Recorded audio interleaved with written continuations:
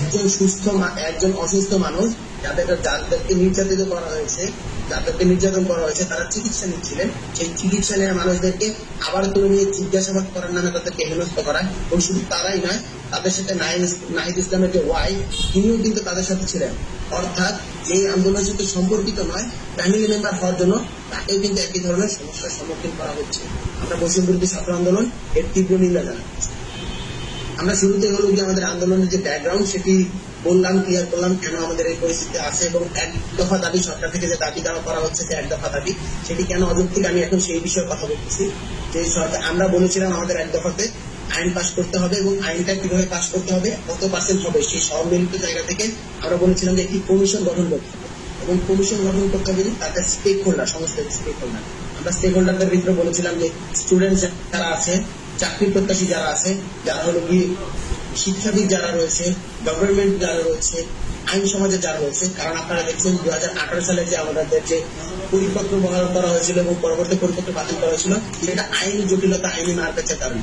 তাই আমাদের যাতে আইনি জটিলতা, আইনি মারপ্যাচের আবার স্বীকার করতে না হয়, পরিপত্র খেলার যে ব্যাপারটা আছে সেই ব্যাপারটা যাতে আর না থাকে, তাই আমরা এটাকে কঠোরভাবে দমন করতে চেয়েছি, তাই আমরা কঠোরভাবে এটাকে নিষেধ করতে চেয়েছি। এই জন্য আমরা বলেছিলাম যে একটি কমিশন গঠন করতে হবে এবং সমস্ত স্টেক হোল্ডারদেরকে নিয়ে একটি হলো গিয়ে একটি কমিশন গঠন করে, এবং সেই কমিশন রায় দেবে। সেই কমিশন একটা হলো গিয়ে সিদ্ধান্ত দেবে যে কত পার্সেন্ট কোটা হতে পারে, কিভাবে হতে পারে, এবং তার উপর ভিত্তি করে সংসদে আইন পাস করতে হবে। কিন্তু কোনো কমিশন গঠন করা হয়নি। শুরুতে আমাদের কথার আমলে নেওয়া হয়নি। পরবর্তীতে হলো গিয়ে যখন চাপে করা হয়েছিল, যখন একটি শান্তিপূর্ণ আন্দোলনকে গুমপূর্ণ লাশের আন্দোলন, লাশের রাজনীতি বানানো হয়েছিল, মিথ্যা প্রোপাগান্ডা ছড়ানোর মাধ্যমে, ডিজিটাল অনলাইন অফলাইন ক্র্যাকডাউন তৈরি করে, কারফিউ জারি করে এই হত্যাকাণ্ডগুলো করা হয়েছিল, তখন তড়িঘড়ি করে আবার সেই প্রজ্ঞাপন খেলা, আবার সেই পরিকল্পিত খেলা হয়েছে। বাংলাদেশের ছাত্র জনতা এই পরিপত্র খেলা পা দেবে না। তাই আমরা এই সরকার যে আমাদের এক দফা দাবি মেনে নিয়েছে বলতেছে, আমরা তাদেরকে এই দাবিটিকে নাকচ করছি। বৈষম্য বিরোধী ছাত্র আন্দোলন মনে করে, এবং বৈষম্য বিরোধী ছাত্র আন্দোলন স্পষ্টভাবে বলতে চায় যে এই আমাদের যে এক দফা ছিল, সেই এক দফা দাবি কোনোভাবে বাস্তবায়িত হয়নি। যে আমাদের এই আন্দোলনের উপর ভিত্তি করে সারা বাংলাদেশে হলো গিয়ে শিক্ষার্থীদেরকে মিথ্যা মামলা দেওয়া হচ্ছে, গুম করা হচ্ছে, খুন করা হচ্ছে, এবং ভয়ভীতি, একটা ভয়ের সংস্কৃতি তৈরি করে এই আন্দোলনকে ধামাচাপা দেওয়ার চেষ্টা করা হয়েছে। আমি বলতে চাই, স্পষ্ট করে বলতে চাই, এই যে সরকার যেই ধরনের প্রচেষ্টা করছে, এগুলো পাকিস্তানিদের টোন, এটি ইয়াহিয়া খানের টোন। মুক্তি লোক এখন 2024 সালে স্বাধীনতার 53-54 বছর পরে এসে আমাদেরকে ঘরে ঘরে যায়, পুলিশ যায়, ডিবি যায়, ডিজিএফআই যায়, সরকার দলীয় লোকেদের ক্যাডার, যুবলীগ, ছাত্রলীগ, আওয়ামী লীগের ক্যাডাররা গিয়ে জিজ্ঞেস করে যে এই ঘরে ছাত্র আছে কিনা। অর্থাৎ ছাত্র হওয়াটা এই দেশে তাদের উপর যে নির্যাতন করা হবে, তাদের উপর হামলা করা হবে, তাদের উপর মামলা করা হবে, তাদেরকে হত্যা করা হবে, তার লেজিটিমেসি তৈরি করছে।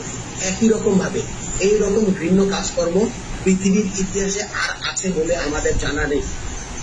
এই সাথে আমরা বলতে চাই যে সিভিলিয়ানদের উপর যেভাবে অ্যাটাক করা হয়েছে, যুদ্ধ পরিস্থিতিতেও কখনো সিভিলিয়ানদের উপর, নিরস্ত্র সিভিলিয়ানদের উপর অ্যাটাক করা যায় না। কিন্তু আপনারা দেখতে পেয়েছেন, আমাদের সব থেকে বড় উদাহরণ আমাদের রংপুরের শহীদ আবু সাইদ ভাই। সে নিরস্ত্র ছিল, সে 2 হাত উন্মুক্ত করে দিয়েছিল।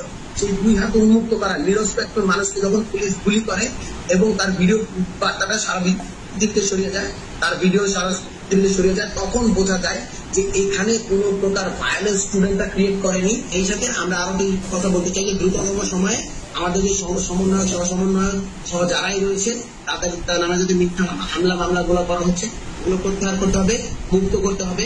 আপনারা একটা জিনিস নিয়ে আমাদের প্রায়শই কোয়েশ্চেন করছেন, 8 দফা এবং 9 দফার ব্যাপার নিয়ে। তো আমরা স্পষ্ট করেই বলতে চাচ্ছি, বৈষম্য বিরোধী ছাত্র আন্দোলন এটা অফিসিয়াল ঘোষণা যে 8 দফা এবং 9 দফার যে ঘটনা হয়েছিল, দুটোই প্রায় কাছাকাছি, এবং দুটোর সাথে নীতিগতভাবে আমাদের বৈষম্য বিরোধী ছাত্র আন্দোলনের কোনো বিরোধ নেই।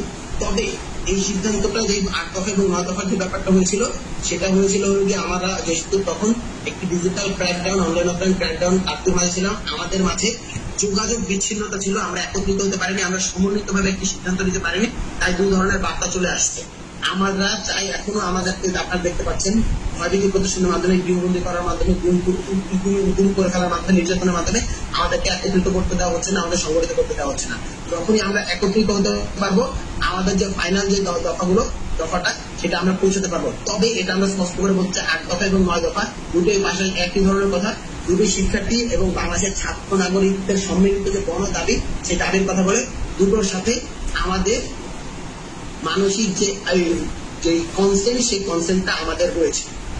এই পর্যায়ে আমি আহ্বান করতেছি মাহিন সরকারকে, আমাদের যে আন্দোলনের যে ব্যাকগ্রাউন্ড এবং আন্দোলনের পরবর্তী কি হচ্ছে, আমাদের উপর কি চলছে, সমন্বয়কদের উপর যে সকল নির্যাতনগুলো চালানো হচ্ছে, এবং সেই সাথে আমাদের পরবর্তী কর্মসূচির আগে আমরা কি কি পদক্ষেপগুলো নিব সেই সম্পর্কে আমি মাহিন সরকারকে আহ্বান করছি কিছু বলার।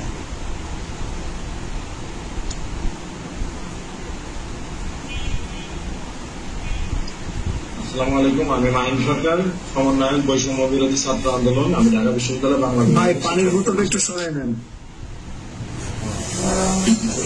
ওকে, ঠিক আছে। তো আমি আসলে এই আন্দোলনের প্রেক্ষাপটটাকে একটু বিশ্লেষণ করতে চাই এবং অনুক্রমিক ভাবে আমি ঘটনাগুলো বলতে চাই।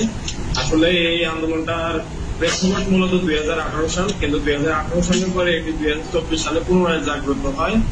সেটি মুক্তিযোদ্ধা সন্তান কমান্ড নামক একটি সংগঠনের উদ্যোগে তারা রিড করার পরে সেটি 2024 সালের 5 জুন রায় দেওয়া হয় যে আমাদের এই পরিপত্র যেটি ছিল 2018 সালের প্রধানমন্ত্রীর নির্দেশে জারি করা হয়েছিল জনপ্রশাসন মন্ত্রণালয় কর্তৃক, সেটি আসলে অবৈধ।